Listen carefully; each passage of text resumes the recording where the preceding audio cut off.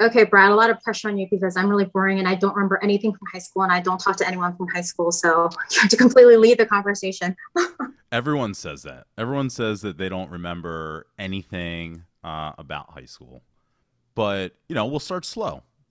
Okay, We'll sounds ease you good. into it, right? Mhm. The classic first question is, when did you come into Wissahickon? Because I remember you from like Shady Grove. Yes. So OG. So kindergarten, Shady Grove, Mrs. Wood. That's the one thing I will randomly remember. I think I can remember all my teachers. But yeah, so OG, Shady Grove. Um, I I actually have spent a lot of time thinking about fifth grade, Mrs. Rowe's class. So I remember you were in that class. I actually remember where you sat. Where did I sit? On the left, So right? I was so if you're in the back of the classroom facing Mrs. Rowe, I was in the back right and you're in the front left. Yeah. Um, Near Dan Donahue because I actually saw Dan Donahue recently. I somehow found out that he was living in New York through Facebook and then had, stalked and be like, hey, we haven't talked in forever. And you're in New York as well. So let's meet up. But I have, I remember where a lot of people sat. I remember Jonathan Saunders was in the middle row and towards the back.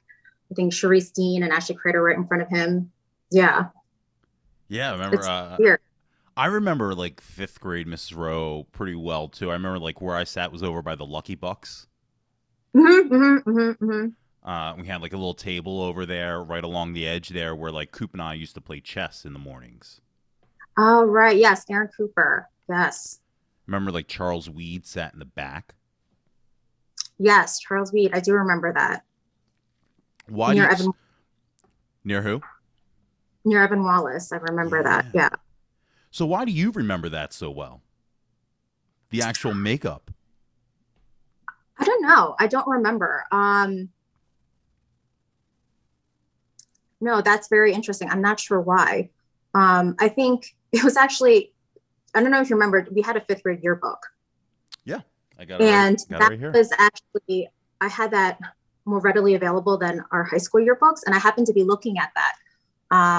And I was reviewing it and kind of thinking about fifth grade more recently, maybe than the other classes. I think it's because fifth grade was the last year where we had one teacher, right? So I think we're, for the most part, maybe we had a few different teachers, but I feel like starting in sixth grade, that's when you had a different teacher for all the different subjects.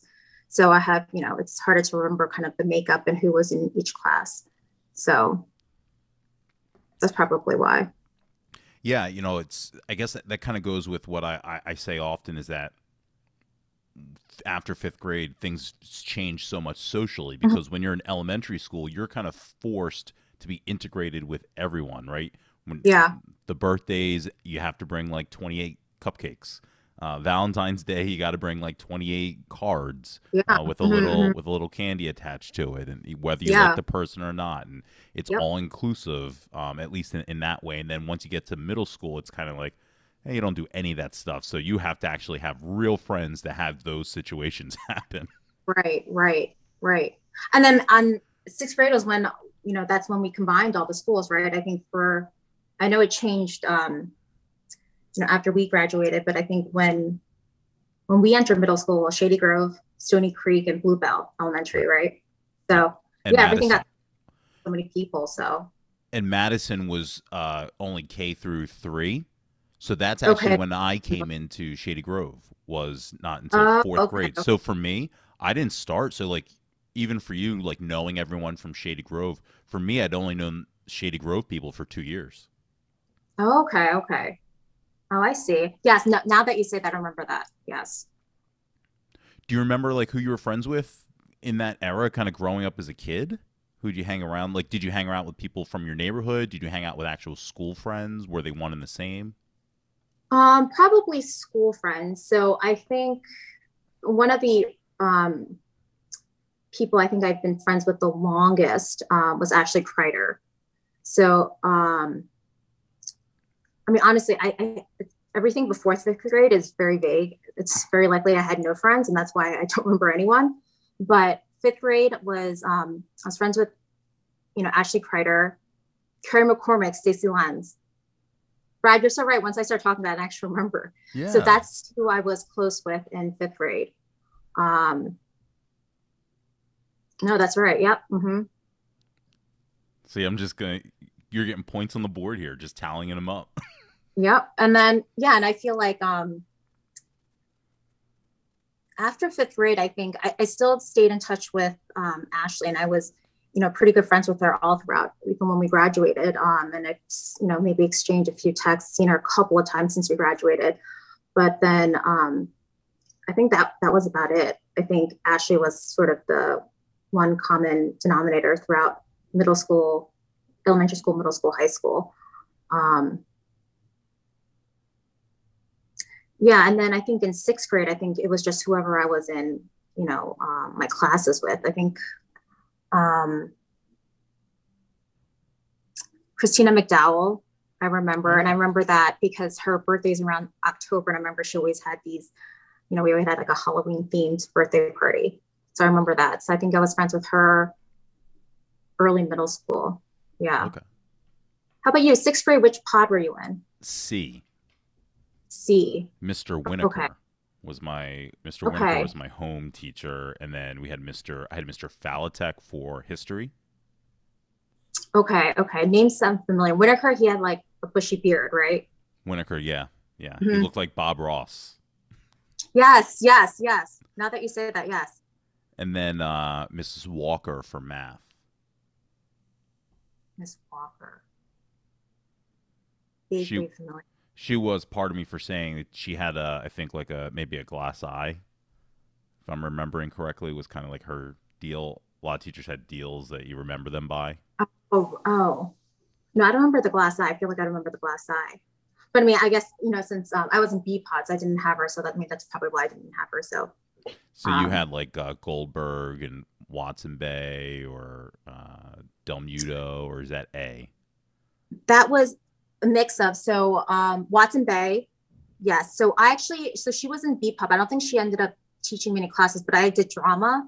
Right. She was the drama coach. I still think one of the scariest women ever. So Mrs. Amon, Mrs. Swanson with math, and then Miss Gross with science. Okay, Miss Gross. I can't believe I remember this. Yeah. I think 6th and 7th grade is when and then those are pretty much the only people I still talk to from high school is, Deborah Shin, Maria Cho. And then Bogo entered our school, I think in 8th grade. So pretty much 7th grade, 8th grade on, that was my clique, I guess. Okay. No, 7th grade, I was friends with Kelly Brook, Megan McDougal, Stephanie Shinek. The Shady Five. Is that what people called them? That's what they called them. Oh, really? Okay. Themselves. That's what they referred to them. Okay. Yeah, right. Yes, Jen Widener. Yes. Kate Moll. Yes. Yeah, it's 5, I think right? they were friends because they came from the same elementary school. So, I mean, honestly, I think it's probably because of last names. I mean, I became friends with Deborah Shin because of Shin and Shim. And I think Stephanie Shinek, I think last name wise, we sat near each other. In middle school, you're able to be kind of linked up like that. Mm-hmm. Yeah, so that was probably who I hung up with in 6th grade and 7th grade. And then honestly, 8th grade on, I think it was pretty much just Deborah Shin, Maria Cho, and Bogo. So I gotta ask, because I've talked to other students about this, right? The Asian clique that kind of existed through school. You mentioned there, like at 7th, 8th grade, it kind of shifts for you. What happens that's where you gravitate? I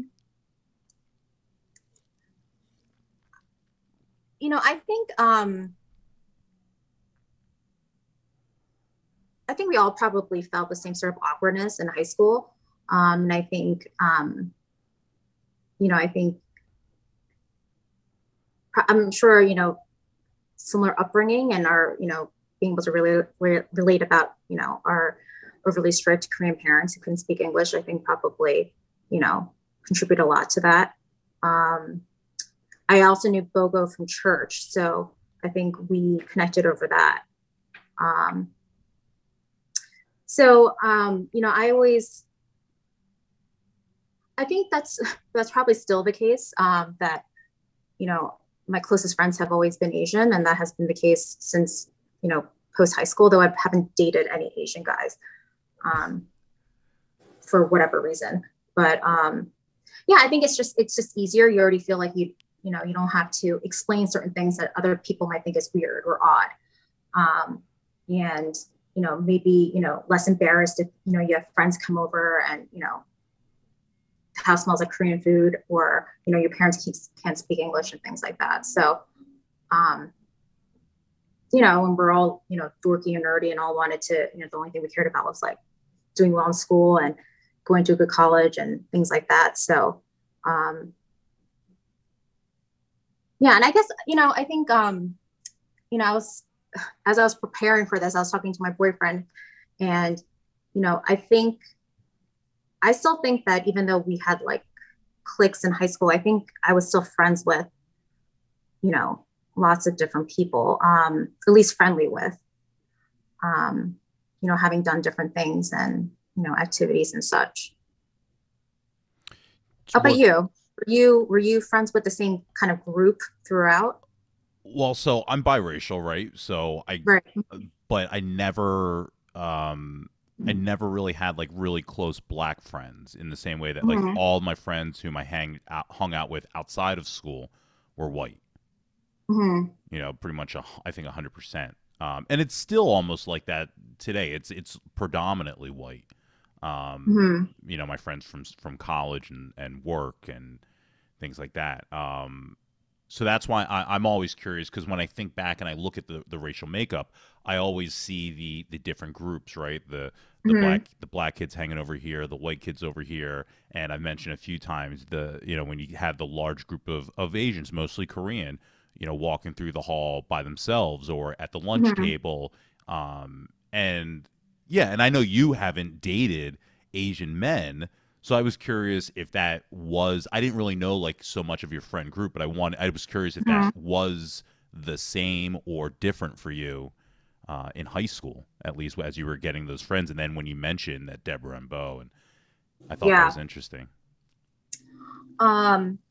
Which you should know, it's not, I ask other people kind of that question as far as like their friend group, and a lot of, you know, white people have said that they found an issue was theirs, and it's often activities like sports that helped integrate a lot of people into different friend groups that maybe they wouldn't have from where they live, or, you know, who they have class with, or who they've known since 5th grade.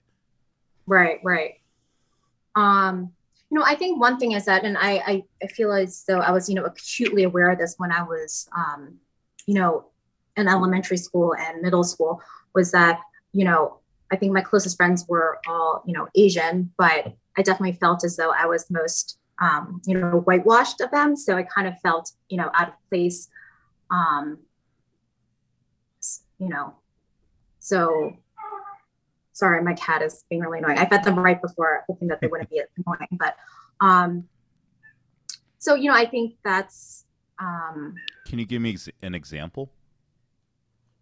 In terms of example of what exactly? Feeling whitewashed by your friends. I think the one biggest thing is that I, you know, didn't date Asian guys at all, and I wasn't attracted to them at all. And I think I was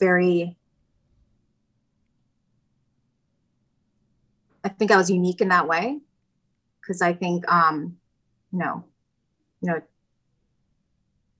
even now, I think even my girlfriends who are Asian, you know, most of them have, you know, are married to or have only been with Asian guys. And I think, you know, and I think who you date becomes, you know, a big part of who you are. And also, you know, if you're bringing your significant other along to hang out, you know, people will feel, you know, really weird. I mean, I definitely had friends, you know, kind of definitely shut down and be weird, but like, you know, Jen brought her white boyfriend. We don't know how to speak to him. And, you know, and I think that's, you know, I think my friends at that time were also aware of the fact that, you know, they were causing that sort of awkwardness. I don't think you know, the white people felt that way or anything like that. So.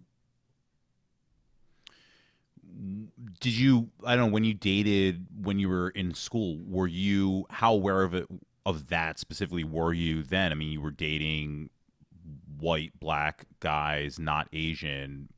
Were you aware of that, like then, that's how you were rolling, or was it just kind of like, just you're a kid, and so you don't even think that deep about it? No, I think definitely the latter. I think I didn't really think about it until, friends would bring it up. But I've, especially recently, I've been spending a lot of time thinking about, like, I think there are many people who, are constantly aware of the fact that, they're a minority. And I don't think I ever really, think about that. I mean, yes, most of my friends are Asian. My family's Asian, and when I look in the mirror, it's an Asian face. But I think, I've never really thought about that. So I think, when I was young, it was definitely like, oh, I just happen to like the cute guy, and he just happens to be white. Yeah. And then every once in a while, then I'll like think about it and be like, oh, I wonder if, other people are noticing the fact that, I'm Asian and not white. If I'm hanging with my boyfriend's friends or his family or something like that. So, no, I really don't think I thought about it. And I think that, now being so old and talking to other people about it, I think I'm unique in that way. I don't think I'm hypersensitive about it and thinking all the time, I'm Asian and I'm different than everyone else here. I think I rarely ever think that. It's funny. I grew up, biracial. So my mom white, my dad's black, and I've dated a lot of white women. But it's funny when I look at multiracial couples or biracial couples. I often wonder. I wonder what they think Of themselves. Were you? Yeah, I wonder, like, are they aware? Do they think about it? And is there something going on with me that I'm so alert of it? Like, I wonder that often. I mean, no, to be honest. So I'm an Asian girl and dating a white guy. So, like, at least in New York, I mean, that's, and, I lived in the Upper East Side, my boyfriend lived in the Upper West Side. And I mean, that was of all the different permutations in terms of dating race, like that was the one that you saw most often. And I remember feeling so, even though I was someone in, a biracial relationship, I would, definitely like, oh, notice it if I saw in other people. And then, and I don't even know exactly why, but, and I felt sort of, we always joke around like, we're not even cool anymore. Like, we're not, there's so many Asian girl, white guy couples are like so boring. It's like, oh, and then that's why we started to like be like, oh my God, it's an Asian couple. Oh my God, you never see that. Let's start counting it. And you rarely ever see that. So, but yeah, and I think as I get older, I think I've become more, aware of being Korean in the sense that, finding it special, or like, wanting to learn Korean more and, eat Korean food, and things like that, more so than when I was younger. And I think,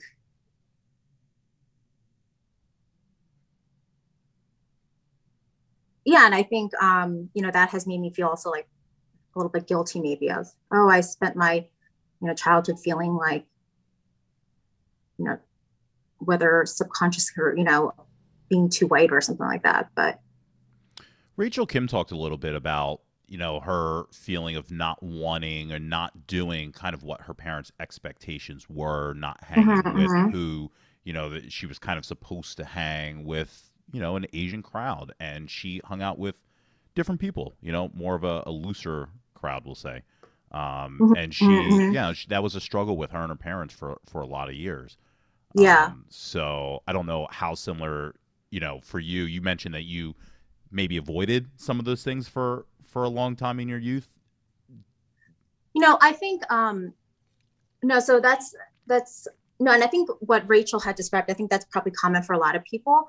And I think I was fortunate, or not fortunate. I think my parents were very open-minded in terms of who I dated, and to be honest, as I've, maybe not when I was, elementary school or middle school, but as I get older, I think they kind of had told me that they actually would prefer a non-Korean guy. And I think because of, it's still very much expected that, the woman has to be the submissive one. She can't be successful, or,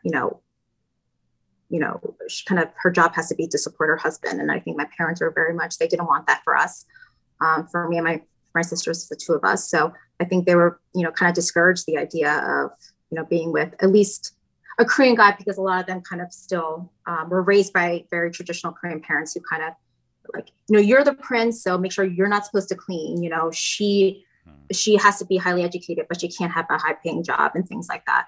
And I think, my sister and I were both very loud and obnoxious and kind of gross and not ladylike. So I think my parents knew that, we, that wouldn't make sense for us. And, and I think, to be honest, now that I'm saying it, I think part of it also is that the reason why I didn't date Asian guys was because I think I also, maybe a defense mechanism, because I didn't think Asian guys would be attracted to me. So, I was just, then I had been, it was the sort of thing where it's like, well, I'm not dating them because I don't want to, not because, they don't want to date me.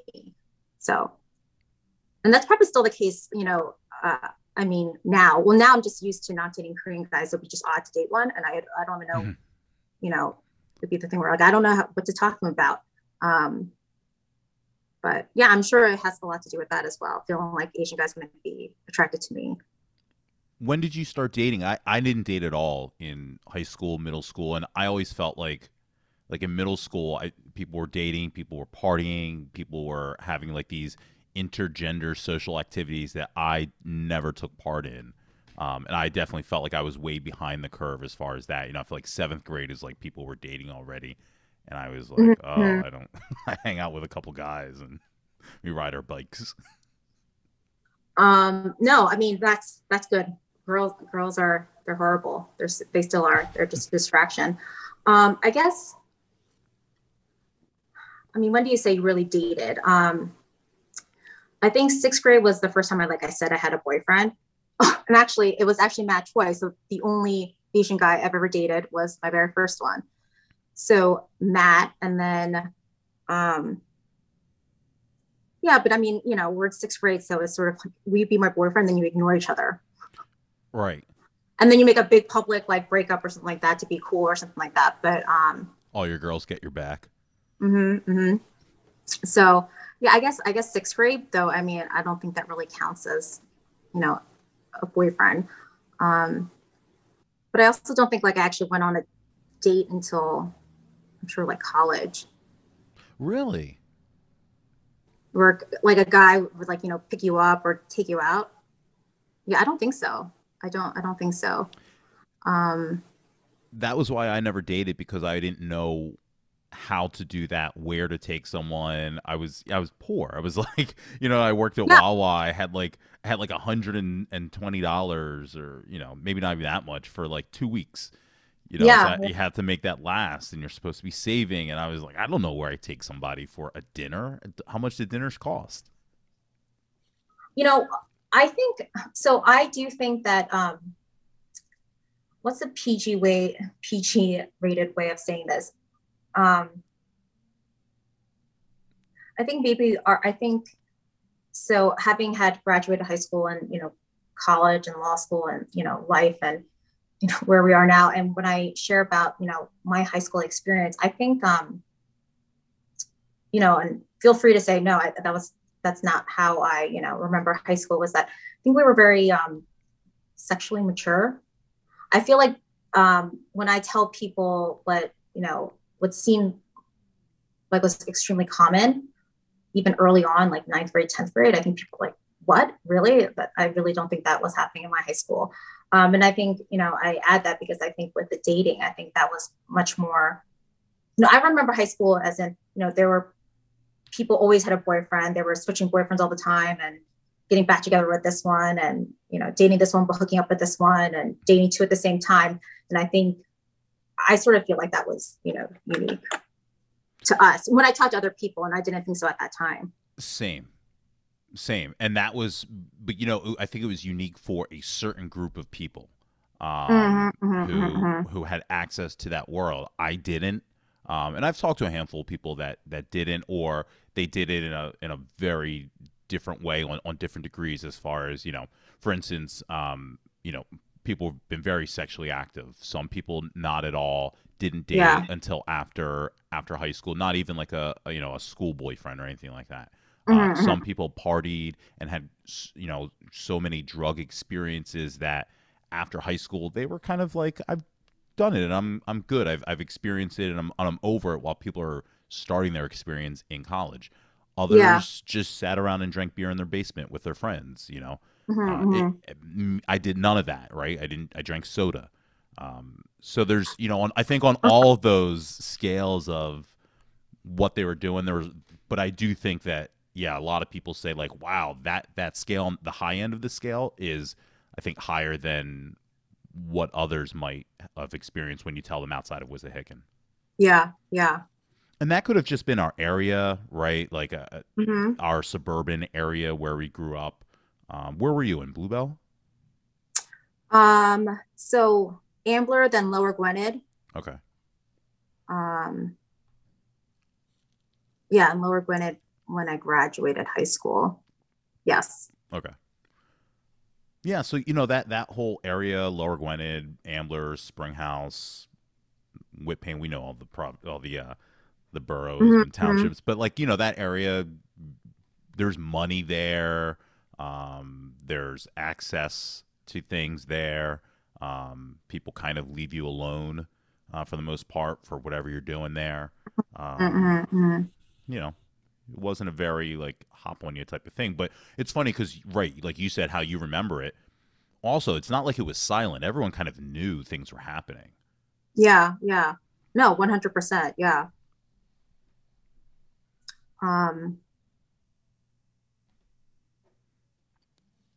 Yeah, I think when I think back on it, I think that's something that, like, you know, I wish I hadn't done any of that before, you know, before college.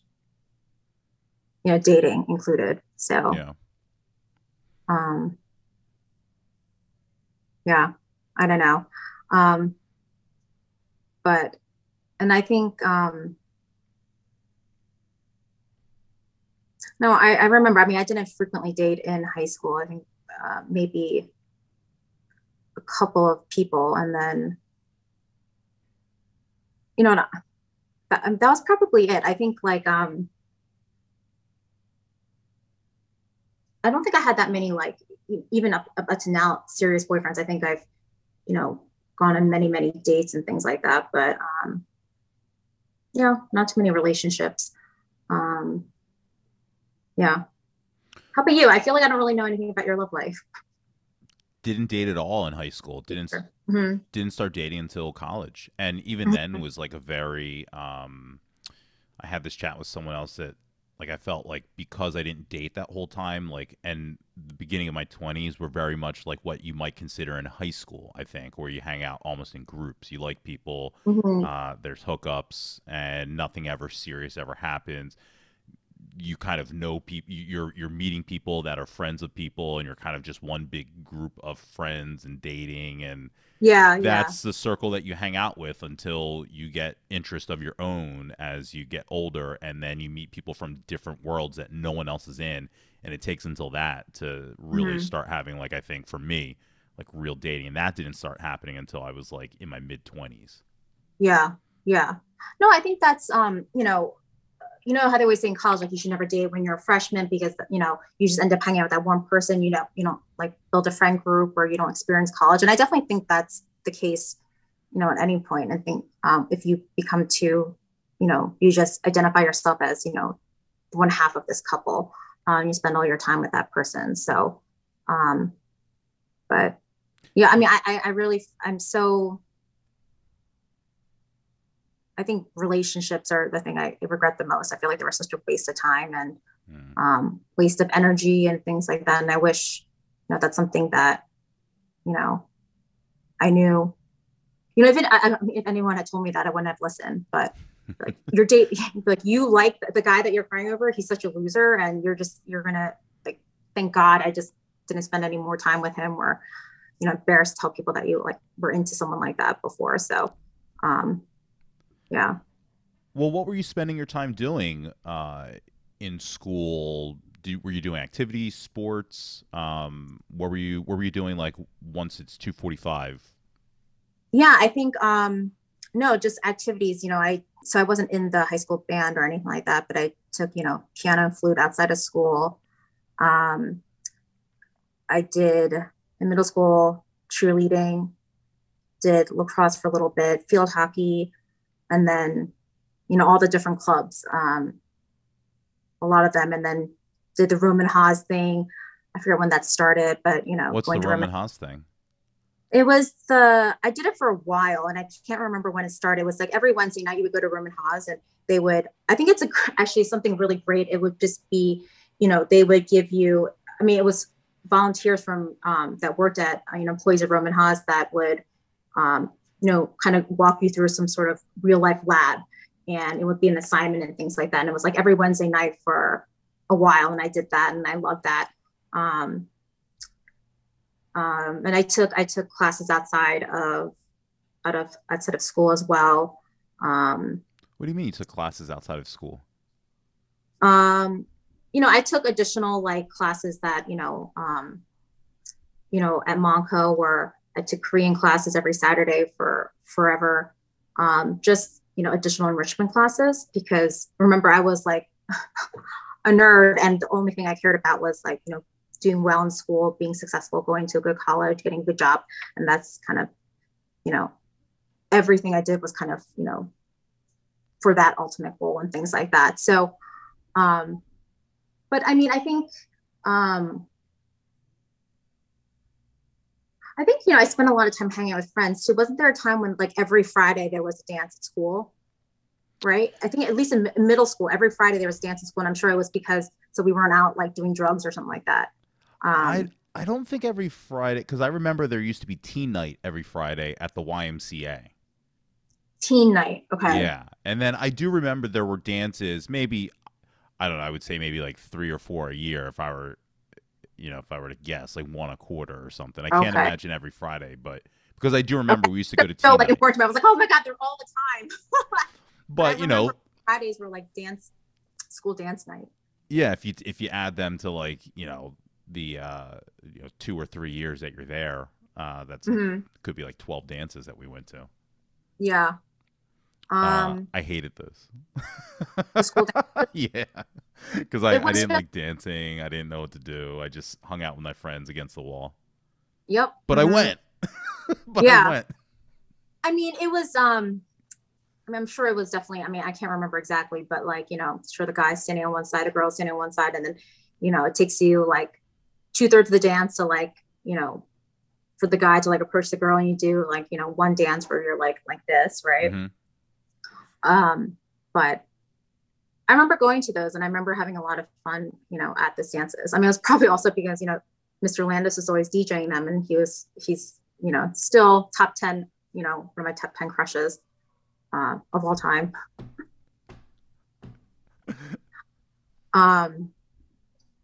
Yes, I probably had a lot of fun going to those because of him.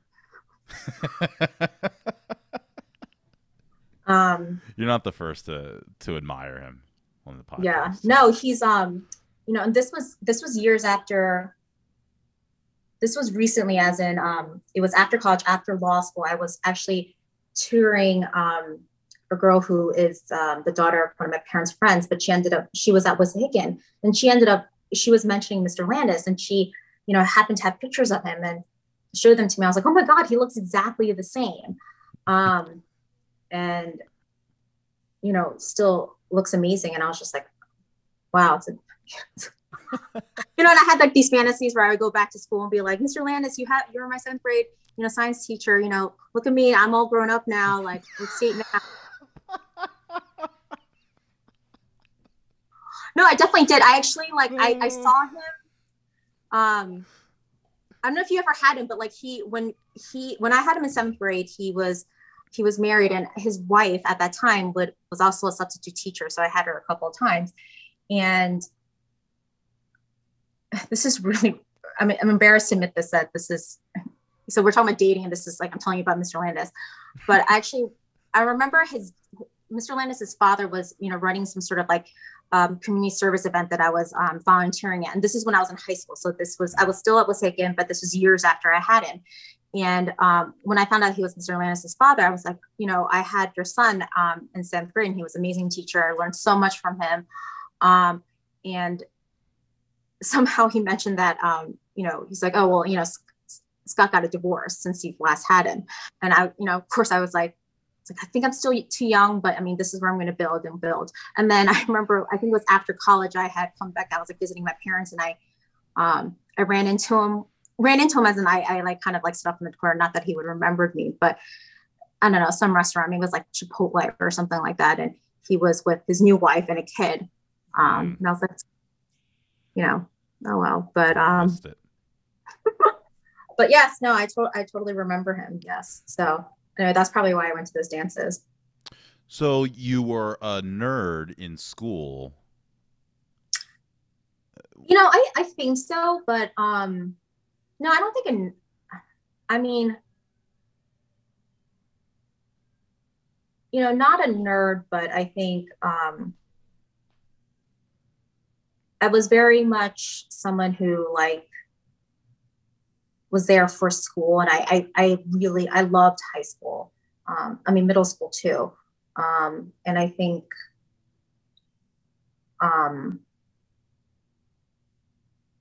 I don't think I, put too much value in the social aspect of it. I think, I don't, it wasn't until I was older that I think I really started to appreciate friendships and things like that. So I think,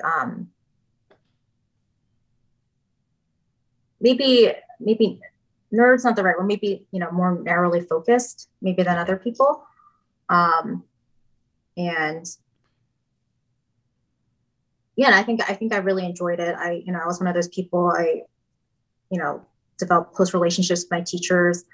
I think like I wrote all of them, the ones that I, became really close with, letters at the end, when I graduated high school or something like that, I went to visit them and wrote them letters. It's very studious. I think that's where I felt like, I knew what I was doing and I enjoyed it and I felt I was good at it. So why not kind of, stick with that as opposed to like, I'm like the cool, hot girl or something like that. So, just kind of cling to what you're good at and, where you feel comfortable. So, yeah. Did you have a favorite teacher in high school? Several. I think probably Mrs. McLaughlin was my favorite. She was AP US history. I like Mr. Walker too. He was econ. Those are two that really stick out in my mind. And I think it's because they weren't particularly popular with other people, but I happen to really like them. You like the underdog. Philly fan to the end. Yep. Yeah. What did you think? Did you have like a career in mind when you were in school that you were? I mean, you said that you were very focused. It was kind of ingrained, I guess, family wise. Like you were supposed to do well. You were going to go to college.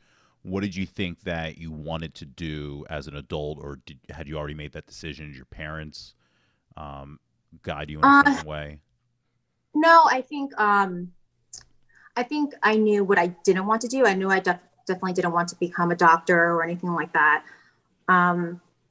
So I think in high school, I had a pretty good idea of what I was going to major in.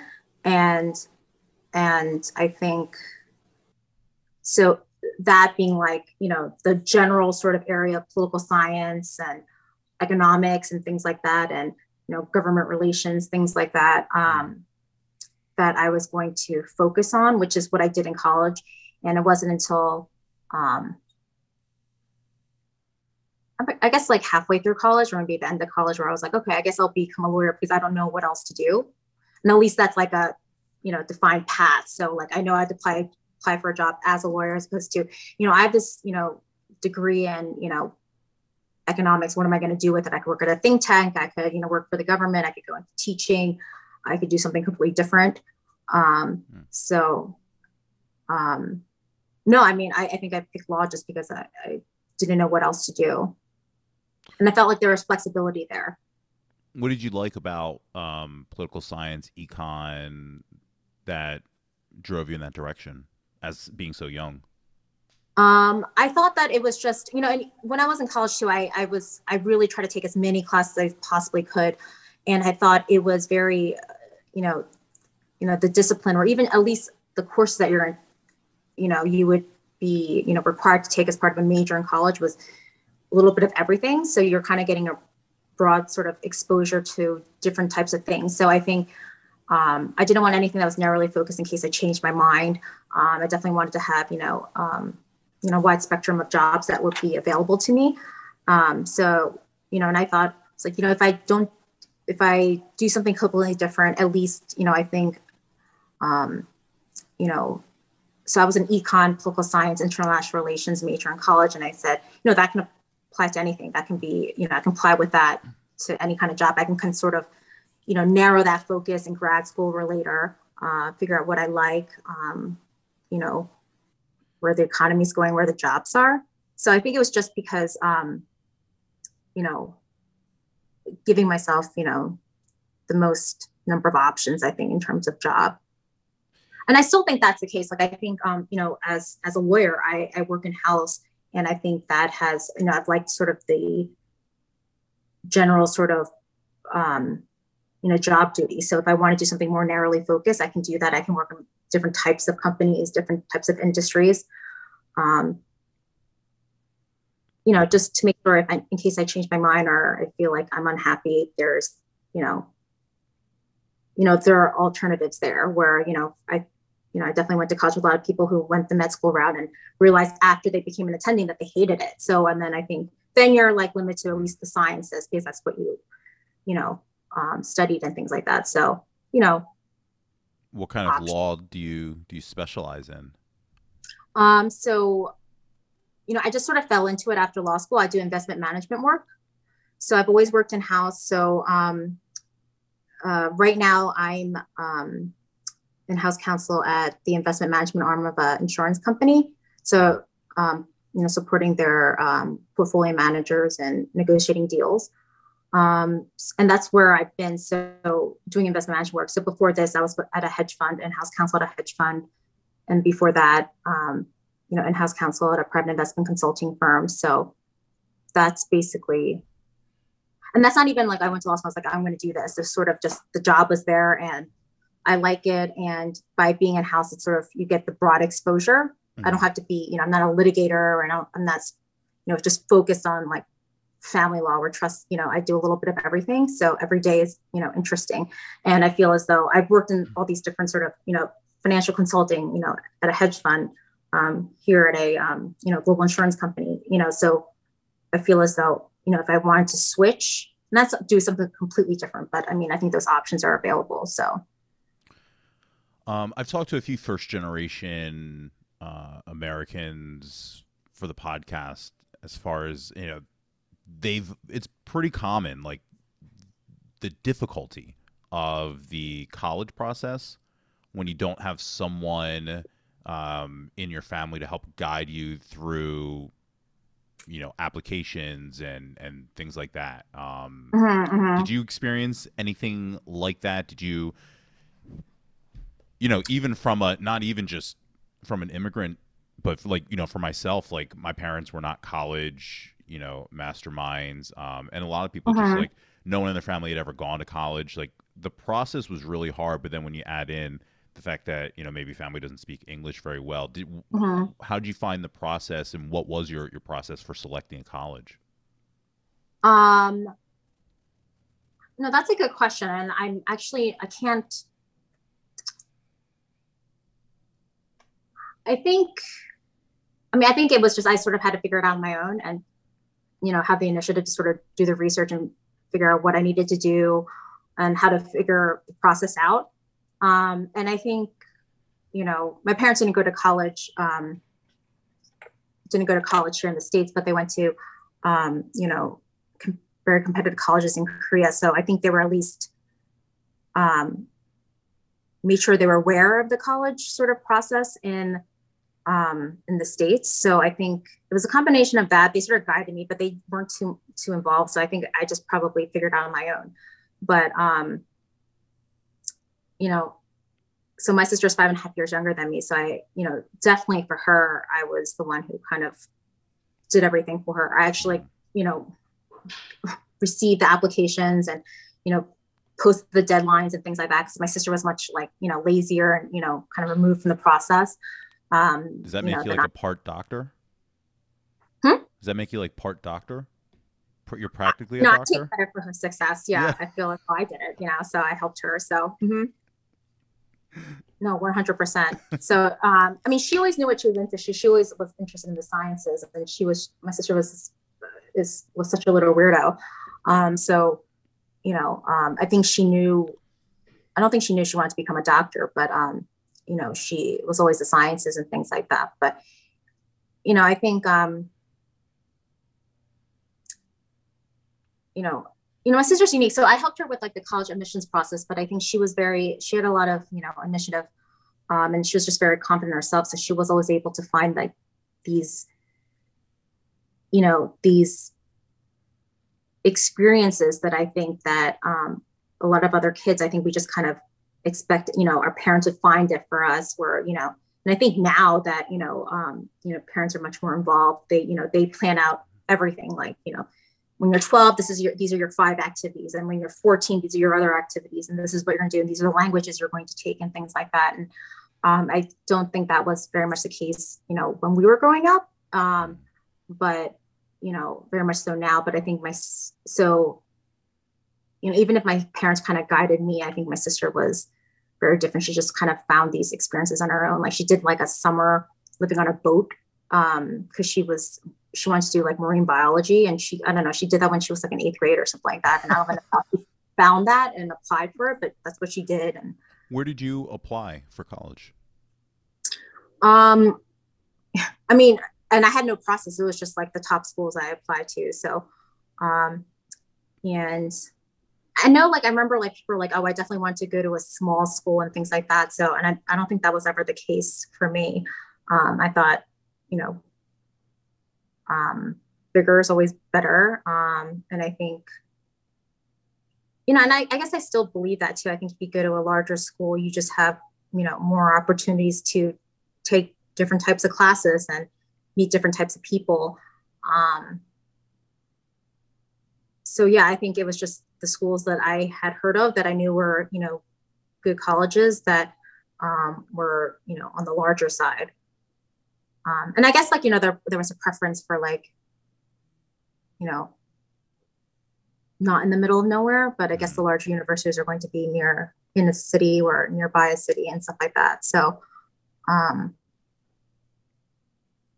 you know, I told people, I was like, oh, I really want to go to school with a great international relations program. But I mean, that was just bullshit. So, but I mean, it was like something to say, right? So like, I'm just randomly picking colleges out of nowhere and stuff like that. So, but yeah. Where'd you end up at? I went to Penn. So I was, and I think that was great because I mean, you know, Penn's in Philly, so it's sort of, you know, it's, you know, and I still went home very frequently, and, you know, my parents came to visit me a lot, but obviously it's extremely different, you know, and I think like going to school in a huge city was, you know, I think that's great. I mean, I made a lot of stupid mistakes, you know, being like someone who went to, you know, suburban high school, stuff like that. I remember like going to Wawa in the middle of the night in like my pig pajamas. And like, when I think about it, I'm like, why was I not, you know, raped or murdered? I was just, you know, asking for it and things like that. But, and I still think that was a great decision for me because I, you know, I had these majors, but, you know, I felt as though, you know, I was like, oh, well, you know, Penn has, you know, the great Wharton, you know, business programs. So I took like marketing classes and management classes. And then I was like, I still want to take, you know, psych. I want to take French, you know, I want to take, you know, anthropology and things like that. And, feeling like, I could kind of just sit in those classes. So, I was someone who tried to load up on my courses every single semester to make sure. It's like my parents are paying so much money, I, need to get as most as I can out of it. So, yeah. No, it's great. I think it was a good decision for me. I went to UNC for law school, so that was very, very different. But still good. Why didn't you want to be you say you didn't want to be a doctor? You knew that. Why didn't you want to be a doctor? I think, a variety of reasons. I think one being that,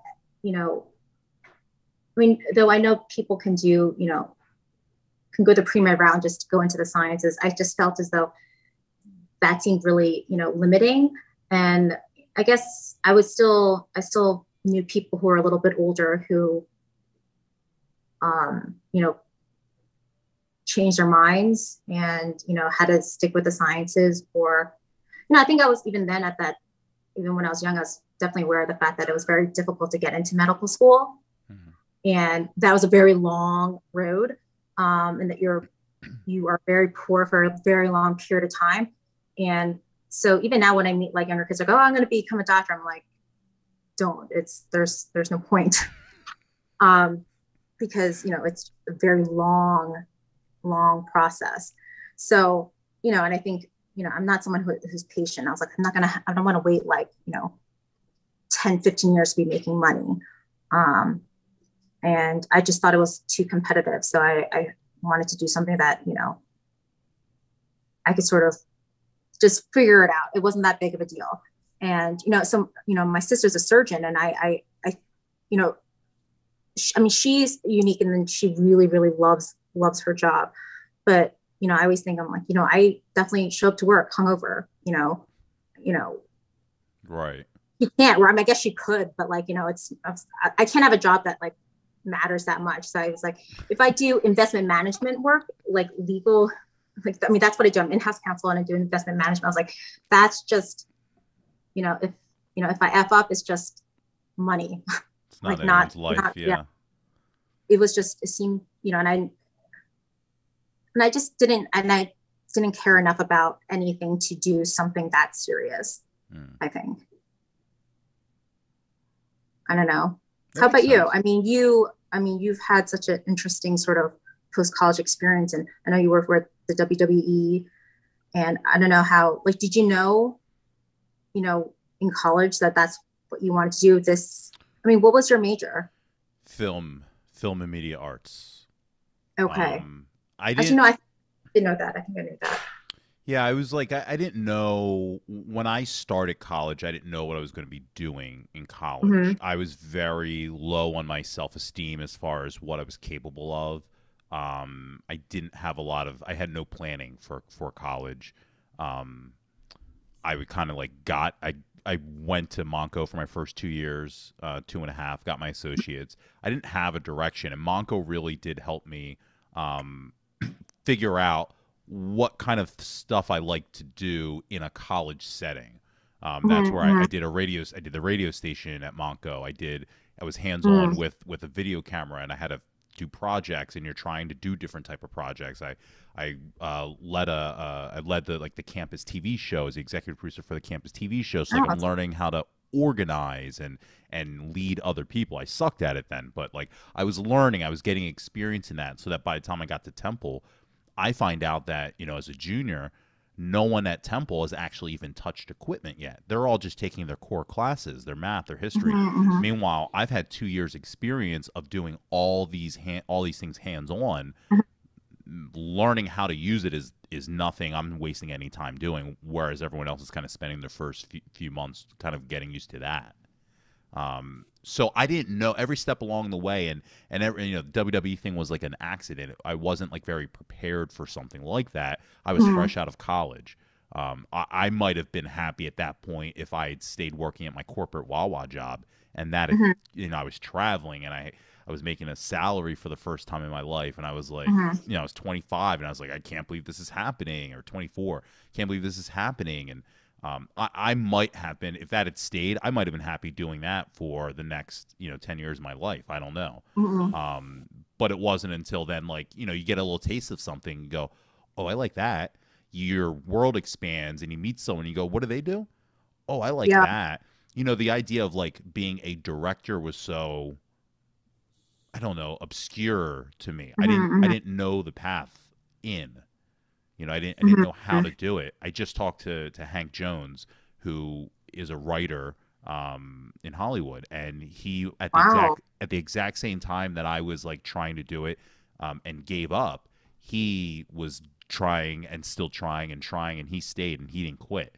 And I, just kind of learning the steps along the way of how he made that happen. It was a lot of preparation. It was a lot of staying the course and a lot of just being ready so that when luck happens, you have all the materials you need to facilitate and make someone's mind a yes.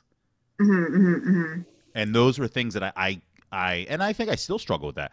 I could never see. So everything that I did, I know what I like to do, right? I like being creative.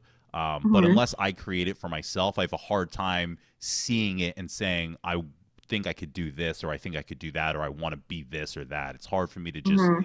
take something like, say, I want to be on TV, and you know what I mean? It's not that simple, and I don't know how to do it. Yeah. No. No. I completely agree, and I think. I mean, I think that's what I do now because I don't have that creativity. I don't have that patience. I don't know how to figure things out. I just, you know, um, risk averse, things like that. Yeah. But no, I completely agree. Like when I meet people who are not, you know, like lawyers or doctors. So, my sister's a doctor, my boyfriend's a lawyer. I wonder like, how did you get into that? How did you even learn about that as a career? How did you figure that out and get an idea of what you would be doing every day? Well, that's Um, why I asked when you said you didn't want to be a doctor, and then you said that you went to UNC for law school. My first thought was when you had said you didn't want to be a doctor without asking you, I thought maybe you probably didn't want to do the years. But law school's no walk in the park either. no, but yeah, no, but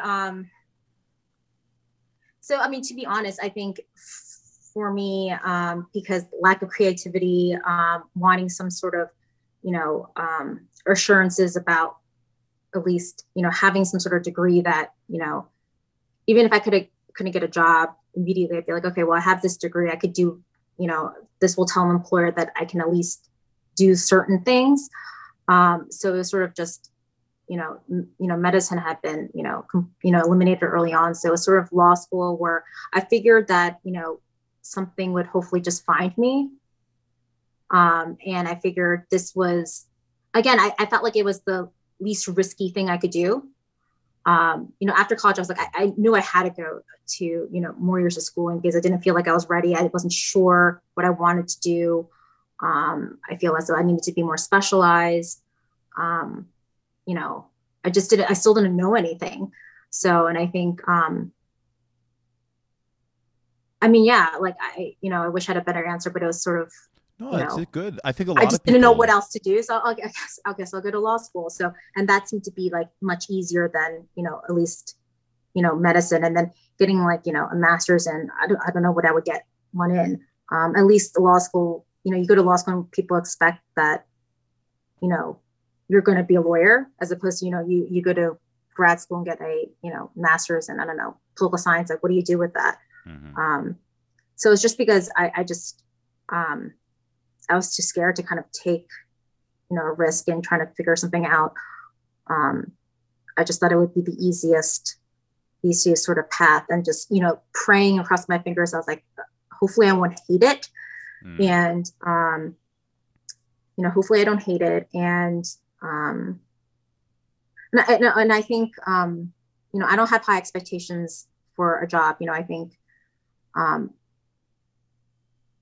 I really think as long as it, pays the bills and you don't dread it every single day, I think you should consider yourself lucky. I think there are a lot of I was people, gonna say. you can't get everything. And, I work really, really, really long hours, but I'm still able to work fully remotely. I find the work, very intellectually stimulating, and the money's good. So I'm like, I can't complain. There might be still a lot of things I hate, but it's a job I expected. So, and I think when I was young, I was just like, I was very aware of the fact that I was like, I really need to enjoy being this young because I can do whatever I want. There's not these expectations. I don't have to pay bills. I don't have to like worry about, getting fired or, I just wake up, go to school and, hang out with friends, come back, do homework and do it all over again. So I think, and I think, when you're younger, you have all these, grand ideas, be like, I'm going to be famous. I'm going to be rich. I'm going to love my job. I'm going to, change the world. I'm going to, seize every single day. And you're like, God, I just need to survive. Right. So, right. And I think, when I was younger, I was like, oh, well, there's a brief period of time that I was like, okay, maybe I'll find a job that, checks all that. But, and I think it took me a long time to figure, be okay with that. I think, late 20s, early 30s, I think I was still like, I don't know what I'm doing. Is this really my life? This sucks. I hate it. I think we all go through that phase. Yeah. Yeah. So hopefully is that like a similar answer from the other people that you've been talking to? Yeah, a lot of people have changed their mind. They go through college and then they go, oh, this isn't what I wanted to do at all. No one has the answers really. And, some people, and that's why I said, when you said like, be able to, it pays the bills, you don't dread it. That really is for a lot of us the best we can hope for. We can't all, me, even like I work in video, but I'm not always doing stuff that I always exactly want to do. Sometimes you're being pulled and pushed into things that you don't want to do. And like, there are months where I'm just going, I hate that I'm signed up for this. And you just, you get through it, but you're not like, on a daily basis, I don't dread it. And therefore it's like the best I can only hope that it be this good, because I know it's not perfect. I've been places where it's been miserable every day. I don't want to wake up. I don't want to go in. I can't get out quick enough. I've seen both sides of it, and like this side is great. Short of being so rich that I don't have to do anything ever that I don't want to do, and I can just tell people no to their face. Short of like being at that status of life, this is pretty good. I'll take it. Yeah. No, and I think I always say like life is about management expectations, right? So I think being aware of that, that there isn't anything out there that's perfect, kind of helps you be more satisfied in your current situation, knowing that everything has minuses and stuff like that. So yeah. So, and I guess I've been fortunate or unfortunate to have like close friends who, had jobs that they absolutely hate, and like, crying every single day, and, wishing that they would just get hit by a bus every single day. And I was like, okay, well, I don't feel like that. So I, be fortunate and stuff like that. So, yeah. Yeah. Grass isn't always greener. Yeah. So let me ask you, what do you feel like? So you said you've done like 70 of these. Yeah. What do you feel like you've learned? What are your main takeaways or a common thread or, things that you've realized or from just people, where their stories or, their high school experiences, their memories? Well, what we just mentioned was one of them that, so many people went into at post high school kind of thinking that they had it figured out because of either how well or how sure things seemed, or things fell into place of like, got good grades, got into a good school, I will take this route, and then get 3 to 5 years in and realize, oh no, this isn't what I want to do, this isn't me. That's been pretty common. I think also the modesty of people, like you said, like a lot of these things didn't matter as much from high school. Like I think you mentioned as far as like, the time that you spent with dating and stuff like that. But like, I think people in general sometimes, it surprised me, people that, because we talk about the popular kids and all that. And some of them mentioned like, it, wasn't as much, there wasn't as much to take from that as adults now. as Yeah. they thought there would be when they were younger. Mm-hmm. Um, and also, I think that everyone is so willing. A lot of people are so into wiping the slate clean of what they thought, Mm-hmm. to take a Like new. now they are. Now they are to really Mm-hmm. a lot of people really take to this concept of like looking at it as an adult and seeing things through fresh eyes, and looking at stuff and saying like, oh, I didn't really know what I was doing then, or Mm-hmm. when I or will often say like, this person that I didn't interact with in any way was my favorite interview that you've done. This person had Mm-hmm. what an incredible story, or I just didn't know that this person was going through this. Everyone's kind of willing to show a lot of their blemishes Mm-hmm. and Mm-hmm. accept everyone else's as well, Yeah. into a new image of who that person is, because I think all of us have, until an episode airs, our image of that person is what we know the day we left high Right. school.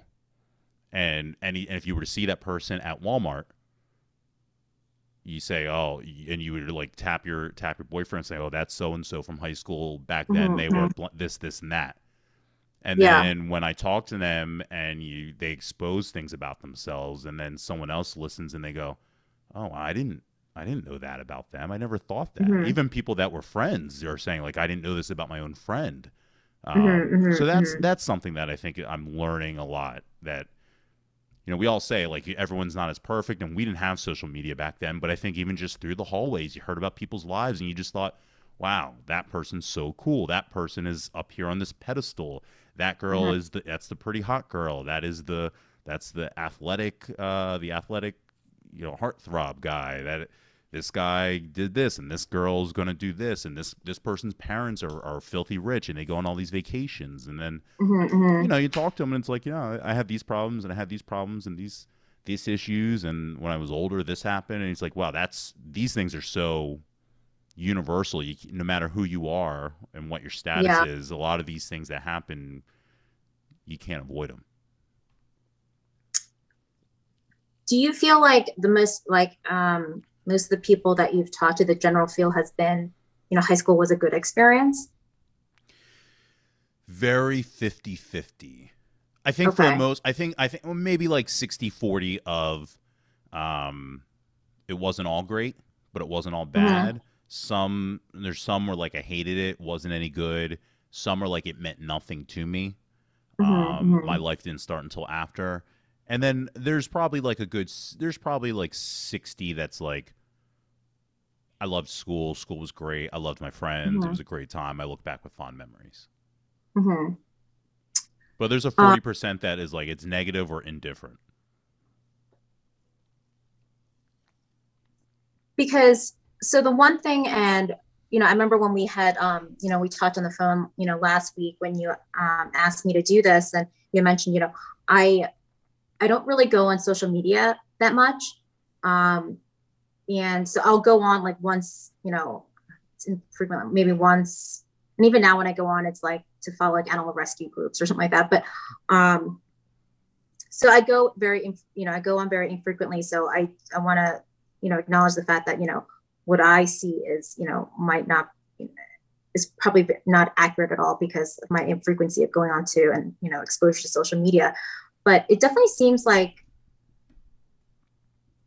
and since you've spoken to everyone, and I feel like you still keep in contact with a lot of people that we went to school with, that people are still very good friends with the people from high school. And I also feel like there are many people who married people from high school. And it's not even the case where like, oh, this is my high school sweetheart. We just sort of, reconnected, 10 years later. And I don't know if it's because, a high percentage of our class or, our school ended up settling back in the same area, or, I think that's, other than, a couple of the people I keep close, talk to regularly, which is like, Bo, Maria, and Deborah. And even then it's not that frequently, I don't really, keep in touch with anyone from high school at all. But is that accurate? Like what I'm saying, that it seems as though a lot of people have kept in touch, are still friends with, have married, and I think it goes back to, like, again, the root of the popular kid kind of scenario where, like, I mean, I think there's a lot of people that have 2 to 3 friends, right? That they try and get together with 2 to 3 friends if when they're back in the area, if they come back in the area, whatever.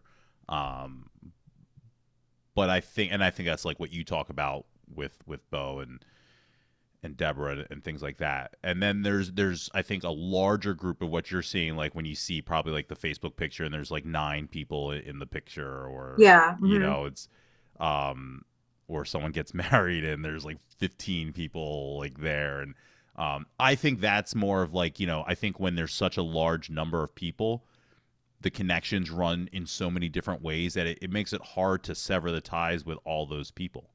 Right. So say like you only have 2 or 3 friends that you're really keep in touch with, but then like by the time you turn 23 and maybe you say move to New York, and those 2 and 3 people that live in New York are also friends with another 2 or 3 people that live in New York, and it's like, oh hey, remember them? I found myself in a situation right before college ended. I guess I was still at Monco, so it wasn't before it ended, but I was still at Monco, where I was hanging out with my friends from Wawa. They weren't from the area. They're from Las Vegas and West Philly. That was my friends that I was hanging out with when I was, first couple years of college. I went away and they started hanging out with a new kid that took over my shift at Wawa while I was at the beach, Alex Fiambulis. You remember Fee? Alex Fiambulis from middle school? That name sounds really familiar. So Fee went to middle school with us and then went to a private school afterwards. And he was really good friends with Jason Herb and Dan Bolger. And I come back from the summer, and all my friends that never went to Wissahickon are hanging out with Dan Bolger and Jason Herb. And I'm going, what's going on here? And now next thing I know, I'm hanging out with Dan Bolger and Jason Herb and Alex Fiambulis. And so here we are, like 2 years removed from high school, which I'd never really hung out with any of those guys before. Now here I am hanging out with them, and we've already got this bond, and it's kind of like you pick up, it's like, oh yeah, it's my buddy. I knew him from high school. I think in little ways, I think it happens more often than just like me going a couple years and running into these 2 guys. But I think when you have such a larger group of friends, I think that makes it a lot easier. And I think some people, like I said, like the people that liked high school, I think that was an aspect that a lot of them liked, was the social aspect. That was important to them. So that is something that they keep and hold on to. And a lot of people, like the group, and it makes it easier now with group texting and all that, and to keep in contact. Yeah, I think it's that people liked it. It's so easy to do. And they already started with a large enough group that, it's maybe like when you see all those people together, it's maybe like 3 different groups of four, and those 4 are all best friends. And then the other different groups, the other 4 groups of 4 are all like moderately friends with someone else, but they're all really good friends with that one person that they're all there for. Does that make sense? Yeah. I mean, because, I don't remember really who was friends with who in high school, where like maybe I remember like general groups or something like that, but like, and that's why like when I see pictures, I'm like, okay, like I don't remember if they were like, friends in high school. Did they just like, I mean, were they always friends, or did they just connect after high school? Because I find it very interesting, just because, at our age, if you're friends with people from high school, and, friends as in like they are your closest friends, they're not just people that you're still friendly with, it's because you maintain momentum. It's hard to like pick up with somebody afterwards because your experiences are so different. And I mean, you can be friends with anyone, right? But I think there has to be some sort of momentum maintenance in order to still be close friends with someone. And I feel as though if you didn't continue to keep in contact after high school, at least somewhat regularly, that it would be hard to sort of, pick up that friendship again. So I just wonder if, they were just always, they were very good about, maintaining that friendship, after, so even if they went to separate colleges, it was, hey, we're all back in the area and we still, maintained contact and hung out, throughout college. So I think that happens when you look at people's like Facebook or Instagrams and stuff. You can see through the years that like people went on vacations together, double date vacations or whatever. My boyfriend or me and my boyfriend and my best friend from high school and her boyfriend, and like this stuff happened. And then as life happens, we're both unmarried without children. So we haven't had, but you've had friends that have had babies, gotten married. If you had a larger group, you would see those people on a more regular basis. You got 4 or 5 friends that have 2 or 3 kids over the course of the last 10 or 15 years. You'd have 2 or 3 times a year to meet up with people, throughout that time for whatever it'd be a thing, and you keep investing in that life, in that world. Again, because you only took a few out of high school with you, as I did really too. It didn't really grow. For me, it was like those friends that I have that I still keep in touch with are college and a little bit of work. Early years of work, Yeah. I mean, I thought that was more typical, and then I was just wondering if it was, unique to Wissahickon or, something like that. So people definitely mention, like, people are like, oh wow, they're married too, or they're married to people like who don't go to Wissahickon will look at it or listen to the podcast and go like, wow, that's like they have all those different friends. But I think the friend group rotates, so you have so many different memories. And again, yes, the momentum, like I think maybe in that case, like you probably had friends and people you were friendly with from high school that if you had pushed that momentum, you could have stayed in those circles of people. But for whatever reason, it just doesn't. And the things that people look for in friendships is what kind of pushes. So that probably isn't something that you're looking for in a friendship for what works for you. You probably need something a little bit more closer. Yeah, no, I think that's very accurate. I think that's, very accurate to say. I would say that would be sort of, my own self-evaluation. Yeah, if I were to really think about it. And I say that because we've had other people talk about experiences with you in concerts and NSYNC concert. Right? Was that what it was? I was obsessed. So like I recently showed my boyfriend pictures of my room because I was like obsessed with NSYNC, and and he's obviously heard me tell him stories and things like that. When he saw, he was like, I'm like really scared, and I was like, I know, I'm like, I was scared of myself too, and like when I look at that, I'm like, holy crap, I can't believe I'm showing you that. And like, that's just certifiable like nut job and things like that. But no, I would imagine that like if anyone who wasn't like tight with me in high school, like that's what they would remember, because I was obsessed with NSYNC. But I went to every single show. I still have the tickets from every single Philly show that they ever went to. Pam Lacey was like the concert go-to girl, so like she was always ride or die in terms of any kind of concert or things like that. So actually like a couple weeks ago I was like, January 31st is Justin Timberlake's birthday. Why do I still remember that? I was like, because I was crazy obsessed. So yes. So oh yeah, 100%. Yeah. So I mean, I definitely went to so, and I think, they were really popular then, right? So it's it was them and Backstreet Boys was up for going to a concert. We definitely went to those shows together, and that was that was so much fun. And yeah, I mean, high school was fun. I mean, I think the things I hate about high school is just, I have so many regrets, right? And you're just like, oh my God, I just want to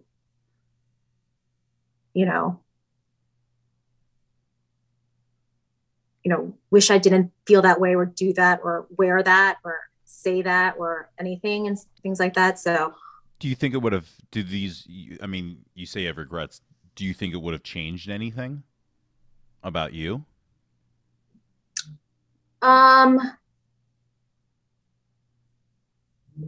I mean, it wouldn't have changed as in, the saying like, youth is wasted on the young, I was just like, oh yeah, that's great. And then it wasn't until very recently that I really, really thought about it. And I was like, I totally get that. And, I was, so I don't have kids, but my boyfriend has kids, and, his daughter, his oldest daughter is, she's 13, almost 14. And, I feel like we're always having arguments with her. We're like, it doesn't matter. You're wrong. Okay. Can you just, she'll be like, no, it's not, we'll be like, you don't know anything. Okay. Just when you can accept that, that's when you'll get the most out of life. And he and I always talk about, if there was a 13-year-old kid who was like, you know what, I don't know anything. I'm like a complete ignorant shit. And my parents, they really know everything because, they've lived life and they've been on this earth for 40 years or whatever. That would be like, that kid is going to be successful because they know. So would I have, if I knew anything, would that have changed my behavior? No. Cause we were all, we thought we knew everything and we only saw what we saw. But if I were to listen and I was aware, I think I'd be a happier kid and also be a happier adult, because I think as a happier kid, I think I would realize that like the things I thought mattered really, really, really, really didn't. And, had I spent less time worrying about those types of things, I think, I could have prepared myself for a better future. And then I think, and adequately, emotionally prepare myself to be an adult. And I think if I also knew that too, I think it would have been easier on myself in terms of like expectations, because, when I was 16, I'd be like, oh, I'm going to be married and have kids by I'm 25. And then, you have these expectations that you would, I'll be this level of success and this level of happiness and have achieved this level of success with love and friendships and everything, and I'm like, I had done nothing with my life. I'm like, I have nothing to show for my life and things like that. And I think that's the one thing I have the most regrets about. It's not high school specific, but I was like, I wish I had realized how hard it is to be a parent. And I wish I was easier for my parents. And like, the only thing I can do right now, my parents are like, you guys are so sweet, is that, I text them all the time, like, you guys did an amazing job. I don't know how you guys did it, and trying to spoil them and, buy them things, do nice things for them, tell them how much I, love them and appreciate them, because, the fact that they didn't like, just leave me on the side of the road. I'm just shocked by it, because I would have done that. I would do that now if I was, it's hard. So it's hard. I was no easy kid either. I used to slam doors and shit. Like it's hard. Mm-hmm. Wait, Brad, I still want to ask you a couple of questions about like things that you've learned or realized by doing this. Sure. Like, would you say like, what's the biggest surprise that you've, or biggest shock or something just very unexpected that you've learned? Or when I started the show, I thought this was going to be like awkward fest. Like I thought it was going to be like me confronting people from high school and lamenting about how like people didn't like me, and I got in trouble, or people used to make fun of me, or I just didn't get along with all these people, and you were the school bully, and you were the hot girl, and tell me about these stereotypes. And then very early on, people started telling me, we would talk about like these things a little bit, but before we could ever get into things that were so surface level like that, we would get into something like very real about their real life that just made going back to something like, why'd you think I was corny, just seemed inappropriate, just seemed like immaterial at that point. It's like, oh wow, you're sharing, like a few of them, especially in the very beginning, after we do the interview, I would just sit for days. It would kind of fuck up my head.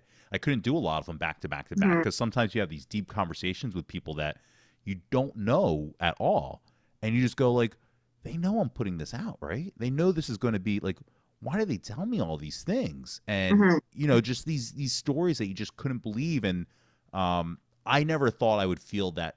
I never thought that this would come to a place of like me feeling a responsibility to tell everyone's story properly. That this is essentially, that people are into letting others know what they're into, or they just want me to stop bothering them to asking them to do it. But at the same time, they're willing to share their life with people from high school, go back to that time with me and share it. And you feel a real sense of responsibility when they're talking about, struggles that they've had. Jason Herb talked about alcoholism, and Eric Coxon talked about, going to jail, and people talking about problems with pregnancy and struggles with their body image, and, problems with their home life, with their parents. When people start telling you these things, it becomes so much more than a self-fulfilling, I want to get to the bottom of why I have these horrible memories about high school. That's a part of it, and we figure out a lot of shit about that time and together. But then you realize again, like, you put all these people up here on this pedestal, and then they're telling you, voluntarily, I was actually down here in my head. Here's what was going on in my life. I never, ever, ever thought that was going to be something that this show was going to turn into, or be from the very beginning. Really, it has from the very beginning. I just never expected that. And then, like, I was always afraid when it first started. I recorded like the first 6 episodes or something in a vacuum before they aired. So no one knew what it was. So I had a real fear that, one, when I first started, that everyone's going to be like, what is this? This sounds stupid. And no one did that. Everyone was like, wow, that sounds interesting. Or at the very least, we're like, I'm not sure exactly what you mean, but I'll go with it. Sure, let's do it.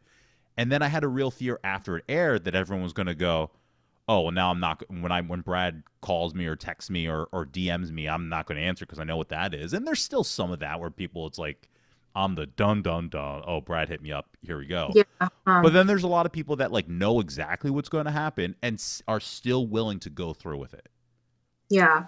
Or even excited about doing it. And I just never thought that, going back to like, that high school, going to college, and what did I think I was going to do? I had that self-esteem issue of like, nothing I'm doing is that great. I didn't think people would be that into this to look forward to doing it, or to know what it is, know what the ask that I'm putting on them, and then still say yes. Yeah. No, I mean, to be honest, so like when we had spoken, like I had known that you had, was doing this because I think, somebody had like mentioned it or whatever, but and then I hadn't really thought about it since. And then when you asked me about it, I was like, oh yeah, I remember Brad has done this. And then, I was like, well, I'm going to have to make sure I go online and I, watch as many of these, so I know what the tone of it is, and I don't go here and I don't do that. And, when I was like, preparing for this and making sure I didn't have like shit stuck in my teeth, my boyfriend's like, oh, so like, what do you, I was like, I don't know. Like, I was like, I haven't had time to prepare. I've been so busy with work. I was going to watch all these videos and study and stuff like that. But like, I didn't do anything. And like, I might be like, everyone said this, and then I'm going to be going off and whatever. And people like, I don't even know this bitch, or this bitch is crazy, or like, I knew I hated her and she's fucking weird or something like that. So I was like, but then I realized as we got started, I was like, I think it's a good thing that I didn't view any of these. So like, I'm just being maybe not 100% honest, but like as natural and, as comfortable, as I feel like I could be or whatever. But no, I think this is an awesome and great idea. And I'm sure, I think everyone who's done it, I'm sure probably thinks it's a great thing, even if it's just for, self-reflection, be like, you know what, I don't remember thinking that way, but that makes sense that I did. And I'm glad that, I'm upset that I did that, but this can only be a good thing.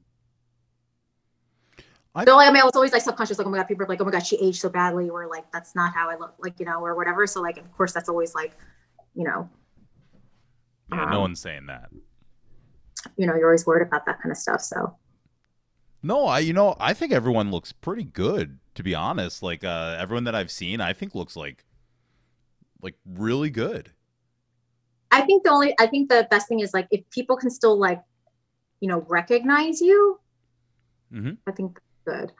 I'm someone who like, I still think like I look better than I did in high school, just because I don't know what the fuck I was thinking in terms of like everything, like what I was doing. I'm just like, oh my God, that was just so gross. And yeah, what was your get ready like in the mornings for school?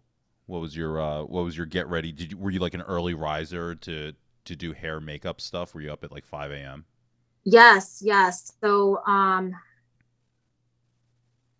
yeah, so like I definitely was like someone who planned out my outfit beforehand, and did my hair, did makeup, and at least try to keep track of what I wore every single day, and not to repeat outfits within the same month or something like that. And like And oh my gosh, I mean, I know this is everyone's, but like, I mean, that's just, I don't know what the hell I was thinking in terms of like what I wore. And I'm like, just so, just horrible. But then I'm hoping that everyone else is also like consumed by the thoughts of like what they were doing, so they can't really remember what, you know.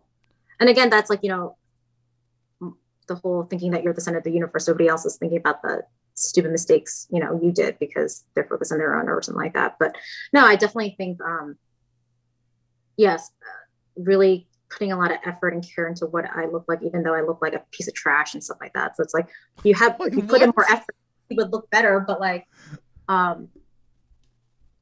yeah.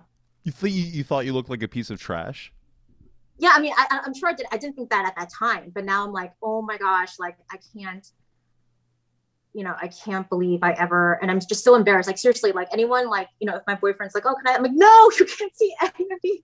Oh, you're not gonna immediately, and I just like, even like, you know, my sister, like, you know, my sister was so like you know, the fashionable nonconformist, so she like went out of her way. Like she had this like Manny Ramirez stage where she just like she wanted to be different, so she wore XXL like men's and hair yeah. and that, and she wants to get rid of those photos. But yeah, I don't God, it's horrendous. But you didn't feel like that then, right? Like you weren't being ridiculed for your looks in high school, were you? I mean, probably behind my back. I mean, very few people said it to my face. I mean, people definitely said it to my face, and I think, you know, and I'm still a strong believer that I really do think it's harder to grow up as a girl than a guy, and I think girls are, you know, horrendous, just, you know, just so mean and horrible in the things that they will say and do. But I think our high school was generally nice. I think very few people said mean things directly to my face. But I mean, I don't know if this has come up with, you know, again, because I haven't watched any of these. And I don't know if like the guys were aware of it, but like, you know, even when we were like in 6th grade and 7th grade, like the girls' bathroom had like the truth board. So you would write things about, you know, girls, you know, and, you know, those are just, you know, really, like on really the wall. Yeah, so like, you know, like the janitor would paint over it every single day, but like somebody would write over it all the time. You know, it's horrible. And I know I said, you know, I wrote things about other girls and stuff like that. And, you know, and I still remember exactly like all the things that were said about me on that board. And you know, I still definitely think about it like however many years later and stuff like that. You know, those are always the rough things about high school and things like that. But yeah, guys didn't like talk about, like, I don't remember guys really talking. Like, guys would talk about like, I remember being teased, like, about my clothes. Not really about, like, my life. You know, no one was, you know, so much. It would be, like, more about, like, my clothes not being, you know, in style. Or then just, like, aggression of miscommunications and egos in classrooms. And that would be, like, the bulk of, like, you know, and then from there it would just be affiliations of, oh, you're friends with that guy that I got in a fight with, you know, last semester. Well, fuck you too. And then it was like, oh, well, Corbett's an asshole, and no, that guy's an asshole, and that's just kind of how you walk around now for the next year. yeah. You know, it wasn't, and then but it would just be more of like a feeling of, oh, well, they're always all fucking with me, and the way they, you know, it would just be like that, and you just both stay here. You know, and it's fortunate, like you know, I still think that like, and I was talking about this with a friend like recently, as in a few months ago, where if somebody says something nice to me, I always think that they're making fun of me. It's even now, like when I'm, you know, at this age, you know, I still think, I mean, it could be like, we're like, oh yeah, Jen, they're totally making fun of you all the time. But like, you know, if, like anyone pays me a comment, especially like a stranger or something like that, like I always think like, oh, they're making fun of me. And I definitely think that's, you know, that's a result of sort of kind of the awkward and that actually being the case when you're growing up and stuff like that. But, you know, I do think that like once we were like 15, 16, it kind of stopped. I feel like I was probably bullied the most when I was like 7th or 8th grade. Is it just verbal? Are you getting in fights? What is it? What does bullying mean for you at that age? No, just, you know, girls saying things. Yeah. I mean, one of my goals, I still want to like get into like an all out, like, brawl with somebody, but I've never gotten into a fight with anyone before, like physical fight, but, just people saying like mean things and, things like that. So yeah. Yeah, I don't know. I like where would you hear about stuff then where people say, I mean, would it just be on this bathroom wall, or is it like What are people you were saying about me. Yeah. I think like, yeah, the bathroom wall for sure. And then, yeah, I think other people just, saying things, be like, oh, did you like, she's saying that you are this, or you did this, or, you know, all these different things. Yeah. See, that's the stuff that I think doesn't happen with guys where it's like, oh, you know, Joey says you're a slut.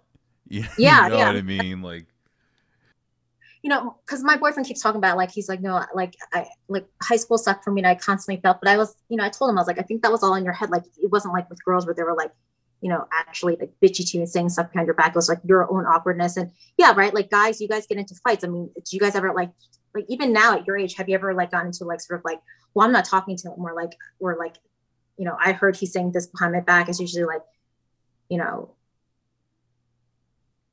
oh, I it's cut more. friends out all the time. I do that as a guy. I stop talking to people all the time, not because they're saying stuff behind my back, but because they say stuff. Period. I'm just like, oh, I'm done. I still do that today, where like I'll beef with people like that. But like, I don't know, as a guy, and I think some girls experience this too. But I think as a guy, I think like you, at least in my day, like it was, the physical can be bad.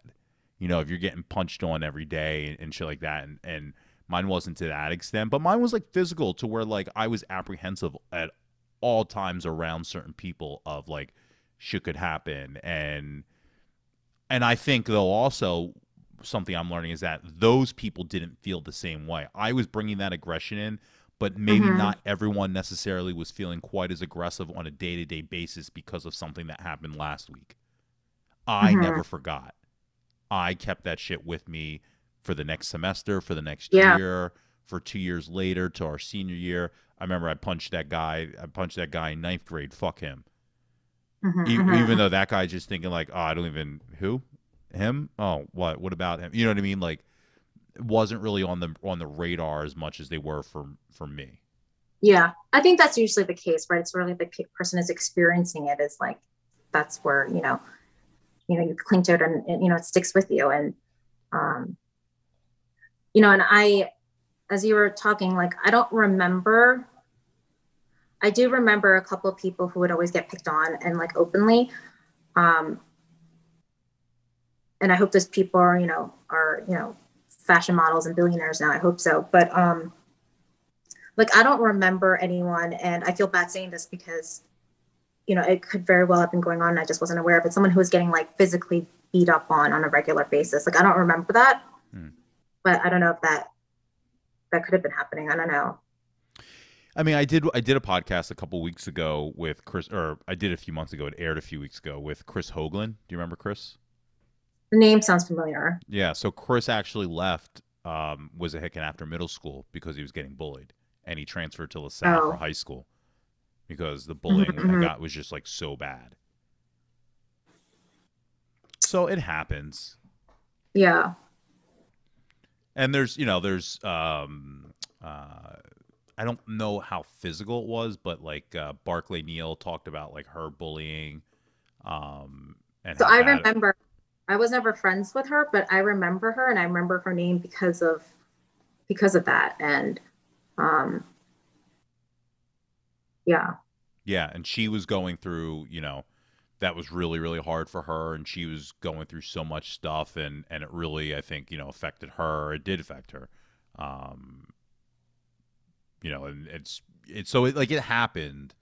Um, but I think like in those cases, it's ones where you kind of like everyone knows it. Yeah. Well, I got one more generic question that I always ask. Favorite Mhm. movie in high school? God, favorite movie in high school. See, this is the scary thing because I'm gonna say a movie, you're like, that was like elementary school. And I'm like, oh God, no. God. If it ventures into elementary, it's okay. What comes to mind for you when you think of your favorite movie? I mean, I definitely think like Clueless is up there, but that might have been like when we were incredibly young. I mean, I definitely was, trying to emulate Cher's like wardrobe and things like that. When you mentioned like trying not to like duplicate and you were planning, I literally thought of Cher's computerized. Yeah. And I think I was always like super into horror movies. Oh, really? Like, like the newer like shitty ones, but then also like I remember like it was like sophomore year or something like that. Like after school one day, I was like watching The Exorcist and Poltergeist and things like that. I was like really obsessed with like horror movies. I still am, but so I think I still enjoyed all the. Oh, and I was like, and then all the movies where it was like a bunch of like hot young guys. Do you remember the movie like? Well, I mean, I don't know if you would, but the movie White Squall. No, White Squall. Scott Wolf, like the guy that was on the Party of Five. And again, yeah. don't remember what year, but I definitely was like in love with that movie. That might have been.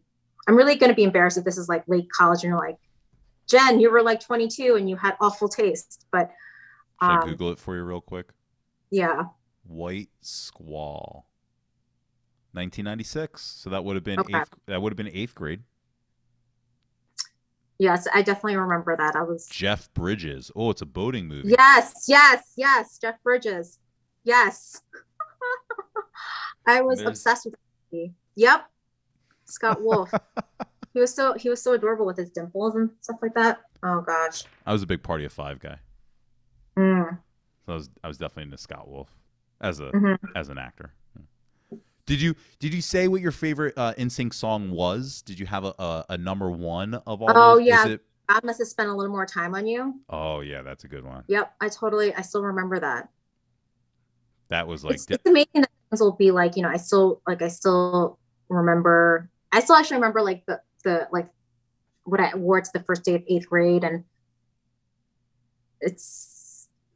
I forget, when you're mentioning people's names, like, I forget a lot of things, but I think there are things that I still remember in detail. But yeah, that was a good time. Like, yeah, I mean, I'm someone who's, biased. I think we grew up in a better time. I think we had better TV shows for kids. Like, I mean, not like, other TV shows, but, movies, music, everything. But what was your favorite movie in high school? God, I feel like I always give like a different answer. Like I liked Clueless, I liked Armageddon, I liked God, I liked like Belly, I liked Twister was big for me. We had a lot of like natural disaster sort of movies. Oh yeah, Jurassic. Yeah, well, Twister and then there was I like Deep Impact and that was the other. It was Armageddon and then Deep Impact. Yes. There was Volcano with Tommy Lee Jones, and then there was Dante's Peak with Pierce Brosnan and Linda Hamilton. I did love Scream. I Know What You Did Last Summer. I had like illegal cable growing up, like from like high school, from like 97 on. We had like a legal pay-per-view, so I used to get like all the movies. So like I would just, the ones that were good, I'd watch them once and then tape them, and then I would watch them over and over. That Thing You Do was really, really big. Cable Guy was huge. Multiplicity. Now they're all coming back to me. Multiplicity with Michael Keaton, where he duplicates himself. Did you hear? I heard on the radio today that one of the like leaked Super Bowls is going to be with Jim Carrey doing some sort of Cable Guy sort of bit. I guess it's like for Verizon or T-Mobile or one of the. Oh really? Yeah, I loved Cable Guy. Yeah. I've never watched that. I think this was before, but I was obsessed with like the Mighty Duck movies. Yeah, I love it. I still got it on VHS. I don't think that's know what one to do with it, but I have it. I've been forcing my boyfriend's son to watch. I made him watch Little Giants, the Mighty Duck movies. Rookie of the Year. Yep. Sandlot. Yep. I mean, I think that was when we were much younger, but those are the best movies. Like they will. Yeah, yeah, the kids sports movies. Did you ever watch Ladybugs? Yes, with Jonathan Brandis. Yes, of course. And Sidekicks. what was Sidekicks? That was the one with him and Chuck Norris, with Jonathan Brandis and Chuck Norris, where he's Barry, the kid with asthma. Yes. Barry Wary. Yes. Oh my gosh. Yes. Yeah, Ladybugs was Rodney Dangerfield, though. Yes. The soccer. He's teaching his coaching his stepson's soccer team, right, or something, and he's dressing up like a girl. He's coaching his boss's daughter's soccer team and makes his girlfriend's son dress up like a girl to join the girls' soccer team, who he also has a crush on the boss's daughter who sucks at soccer but is on the team. Yes. So he's trying to hit on her as a girl but also win the soccer game as a girl. Do you just have excellent memory, or have you recently watched this? No, I just have. I mean, I've actually talked about it recently. I just remember that era of movies, like mid '90s. Like, I watched movies like that all the time. So I just remember House Arrest, where they trap the parents down in the basement and try and talk them all out of getting a divorce, with Jamie Lee Curtis and Jennifer Love Hewitt. And see, I just remember all those. Batman Forever. Nowhere. Which one? Camp Nowhere. Oh yeah, Camp Nowhere. That was the one with Christopher Lloyd. Yes. Yep, that was a good one. What was the fat camp one? Heavyweights. I was aware of it. I don't think I've ever watched that. That's the one where they go to fat camp. It's basically Camp Nowhere, but it's a legit camp, and they have to compete with the skinny kids. And it's like, and this wasn't like a reality show. I mean, no. Yeah, it's like Ben Stiller is like this jacked up camp counselor at the fit camp, and he hates all the fat kids because he used to be fat. Yes. Mm-hmm. Well, Jen, the last thing that I always do with people, and don't get mad because you said that you hate this. You hate pictures of yourself. So I like to go back to the yearbook entry.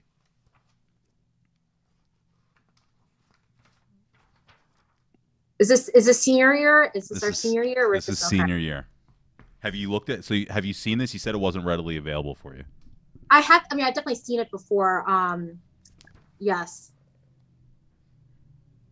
The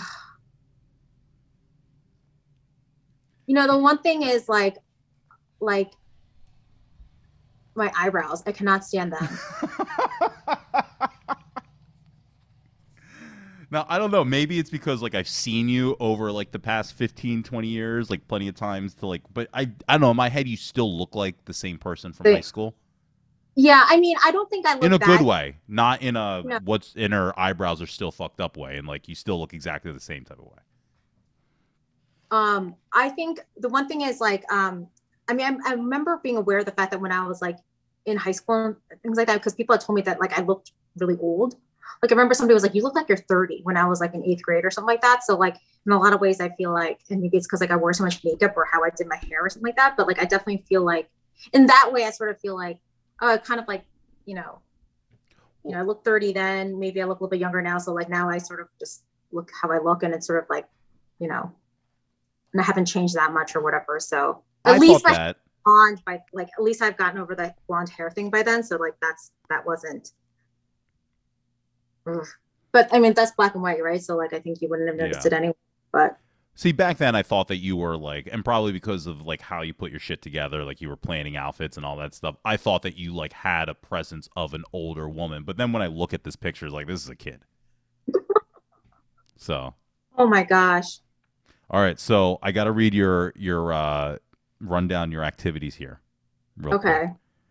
Health careers 11 through 12. Trojan Times 11 and 12, Interact Club 10 through 12. Do you remember these? Yes. I forgot I did Trojan Times. But health careers I remember. Yes, because I was treasurer for that. Yes. Omni 9 through 12. Yes. Asian Studies 10 through 12. Why were you skipping out in freshman year? That's probably when I was like, I'm white. I'm not Asian. I mean, wait this. Junior class committee Okay. Students Against Drug Driving for 11 and 12. That was a club? Yeah. I think that's one that like a lot Okay. of people just signed up for so that they can get into college. What did They we just do like for the club? Like, I mean, no one's ever really talked about what they actually did for the club. It's just that it was a thing. I remember having like fundraisers and things for the other ones, but like Students Against Drunk Driving, I can't remember. But okay. Did you like decorate the car that sat out front of the in front of the sign before prom to Like I remind remember kids? that, but I don't remember doing that. Yeah, like what do you do for that? Yeah, and does that require like an entire club of people to do? There's a I mean, lot of I'm people with surprised at that this. club, but okay. There's a lot of people with Students Against Drunk Driving Oh, on their list here. So it might have just been a kind of a BS get in thing that okay. no one told me about. Mm-hmm, Key Club 9 through 12. mm-hmm. I remember that. FTA ninth. What If is that's that? so funny that I had just for night Future Teachers of America. Oh.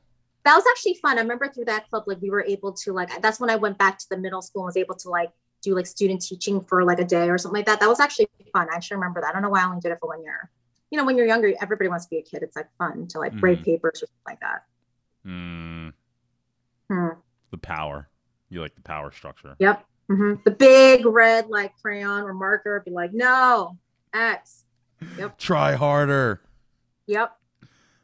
You've got lacrosse for ninth and field hockey for 9 and 10.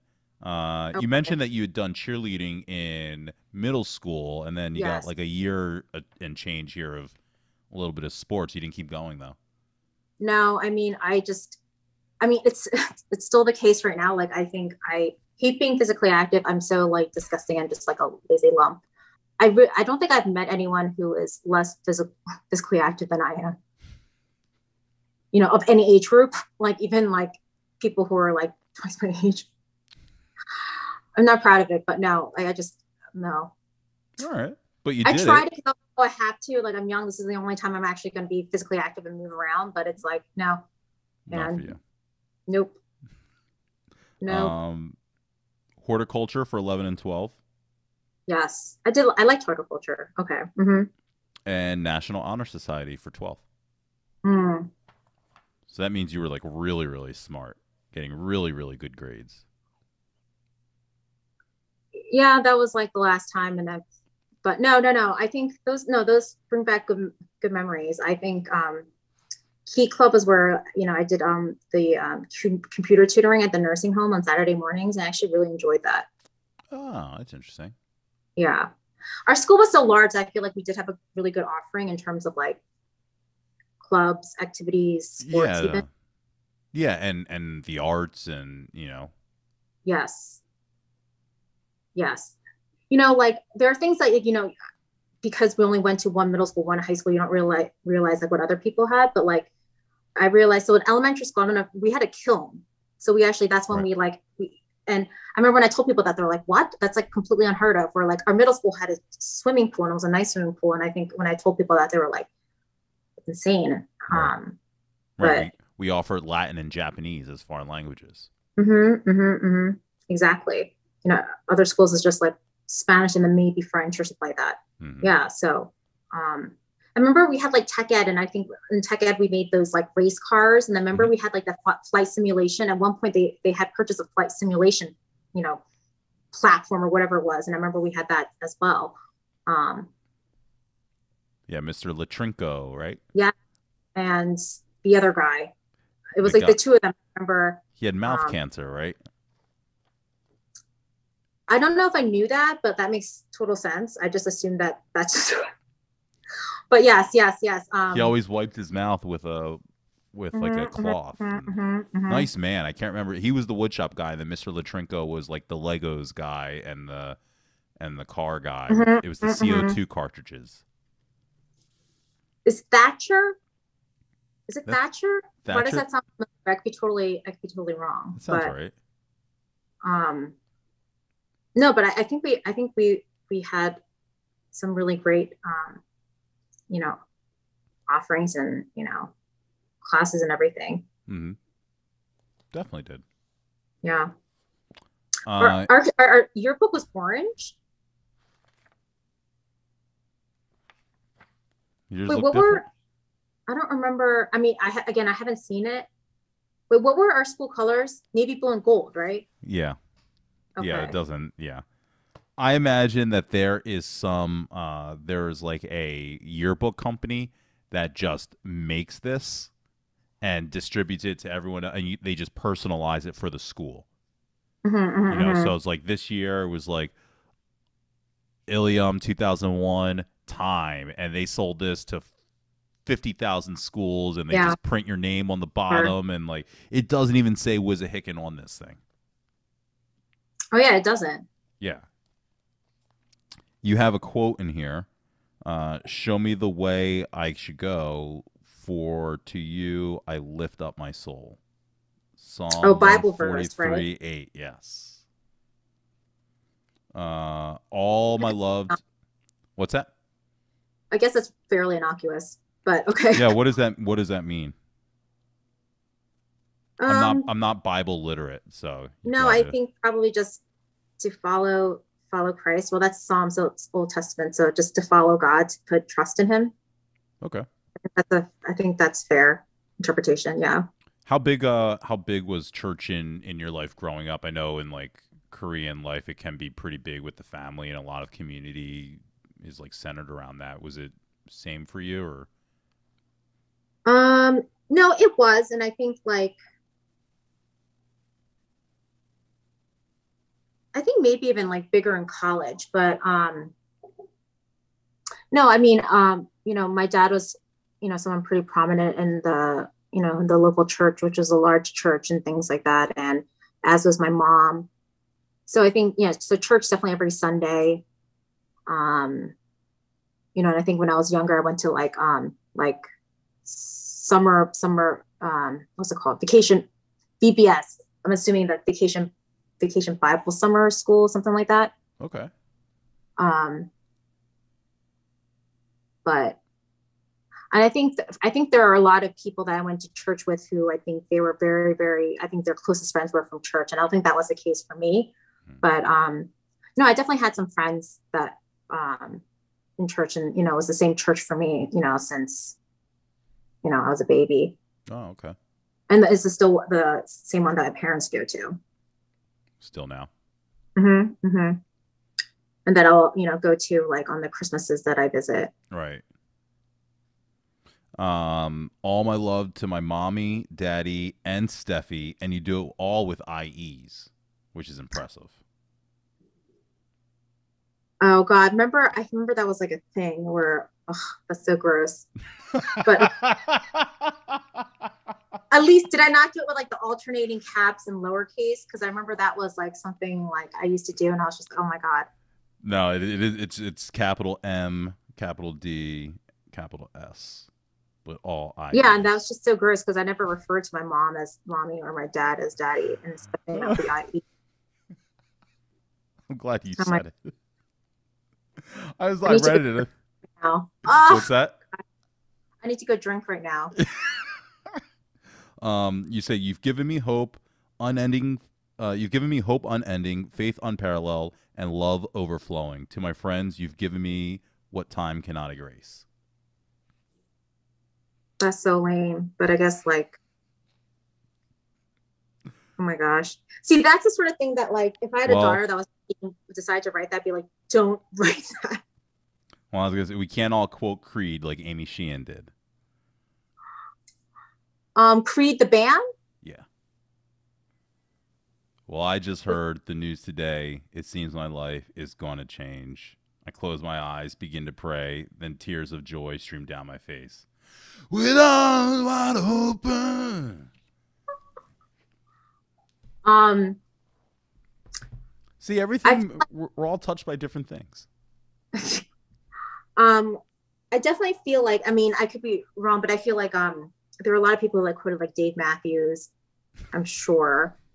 So I thought this would be the one interview. We gotta ring the Dave Matthews bell. Thought this would be the one I do that there's no Dave Matthews mentioned. Everyone loved Dave Matthews. Did you Yes. love Dave? Did you love No. Dave? Oh, okay. No, I didn't. And But tell me even about when you went to the Dave Matthews concert. And I have gone. Of course, yeah. I mean, I went because somebody was like, "Oh, I have like really good seats," and I was like, "Okay, I won't say no to that." But so like, when I've met people in my adult life who are like, oh, you don't who are huge like Dave fans, I'm always like, no, I'm not. And my excuse has always been like, or has been like, I'm Asian. Like that's such a white, like that's what like white people like.